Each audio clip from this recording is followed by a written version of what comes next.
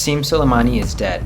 Major General Qassim Suleimani was killed in a U.S. airstrike at Baghdad airport on Friday morning of January 3, 2020. Suleimani was the head of the Quds Force of the Islamic Revolutionary Guard Corps, one of the most powerful branches of the Iranian military. Soleimani's death is incredibly important to the balance of power in the Middle East and sends a ripple through the incredibly precariously placed relationship between Europe, China, Russia, Iranian proxies, but more so the United States and Iran, who sit perched on the edge of their seats with escalated tensions. Soleimani's death has implications around the globe, but I'm going to break it down for you. General Qassim Suleimani. Qassim Suleimani. The United States has killed Iranian General Qassim Suleimani. Major General Qassim Suleimani. First off, let's backtrack.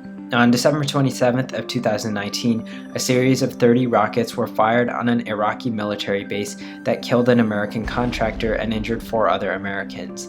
The name of that individual has been withheld and the details of the attack were limited. U.S. intelligence pointed to Kataib Hezbollah, an Iranian-backed militia, as being responsible for the attack. While the base is an Iraqi military base, it housed a number of Americans. This quite clearly provoked U.S. Defense Department and White House officials. So on December 29th, the United States launched airstrikes that took out a number of targets, including Qa'im in southwest Iraq, killing 24 members of Kataib Hezbollah.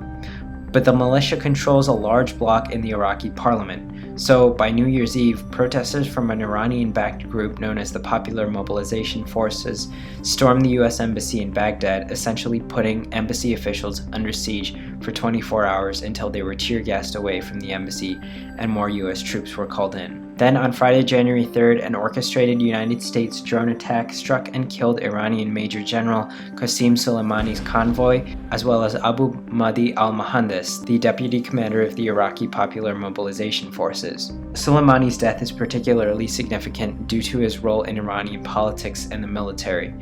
In the United States, he is viewed as a dangerous individual who killed many Americans and emboldened Shiite militias across the Middle East to take up arms.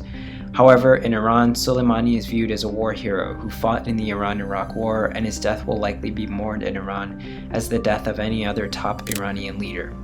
He was revered and loved by the Iranian people and led an incredibly influential, and in the eyes of the United States, dangerous role in the defense sector. The BBC's defense and diplomatic correspondent Jonathan Marcus writes that it is, quote, important both not to overstate nor to understate the significance of the moment. First of all, it is very unlikely that American allies were consulted before the attack was carried out. Intelligence would definitely have been shared, particularly from the French and the British, but most American allies were not clued in on the attack before it took place. Neither was Congress, who sat idly by as the White House and the Defense Department coordinated this attack, which has angered a number of Democrats. Russia, China, and Europe's attempt to salvage the Iran nuclear deal or any pieces of it are likely out the window as well, because the last thing that Iran or the United States are interested in right now is coming to the negotiating table.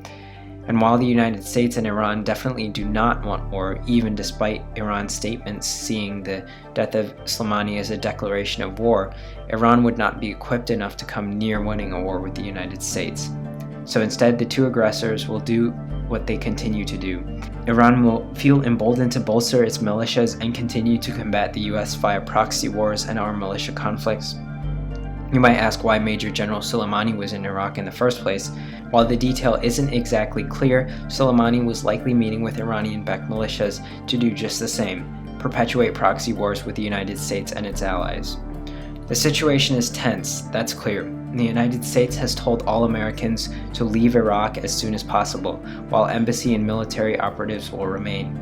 A number of non-governmental organization employees and aid workers are based out of Iraq and are in a dangerous position at this time. Defense officials announced that 3,000 American troops were being deployed to Kuwait to bolster American forces. Secretary of Defense Mark Esper and Secretary of State Mike Pompeo have been doing the television rounds in an attempt to explain President Trump's decision to take out Soleimani and calm down the rhetoric.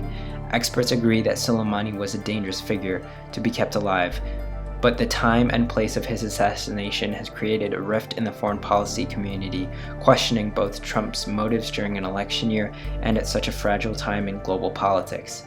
Iranian officials will likely be plotting revenge in the name of their beloved military general, and it's likely that they will see top US Department officials as justified targets.